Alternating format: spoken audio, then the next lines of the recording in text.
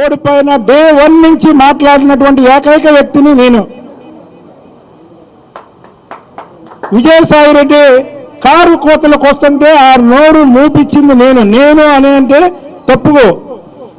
నేను అంటే నా వెనకాతలు మీరందరూ ఉన్నారు. మీ అందరి బలంతో నేను వీళ్ళందరినీ ఎదిరించా. కొనాలని వాడి నోటికి ఇష్టం వచ్చినట్టు వాగుతుంటే వాడికి నోటికి తాళ వేసింది మనం. వంశీలే వాడు పిల్ల పారిపోయాడు. వాడేదో మాట్లాడుతుంటే వాడు నోరు మూయించింది నేను. అలాగే రకరకాల కేసులు పెట్టించుకొని 37 కేసులు నా మీద ఫైల్ అయి ఉన్నాయి. నా దౌర్భాగ్యం ఏంటంటే నేను పోటీ చేయకపోవడం. ఇవాళ సీఆర్ పోస్టింగ్లు పడ్డాయి. ఎమ్మెల్యేలుగా రికమెండ్ చేసిన వాళ్ళకే పడ్డాయి, మాకు లేదు.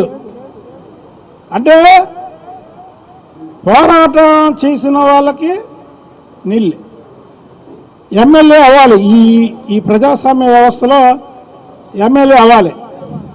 నాకు అర్థమైపోయింది. ఇప్పుడు మీకు న్యాయం చేయాలన్నా నేనైతే ఏం చేయలేను, ఓపెన్గా చెప్పేస్తున్నప్పుడు. ఎందుకంటే నాకు మనసులో దాచుకోవడం నా ఇది కాదు.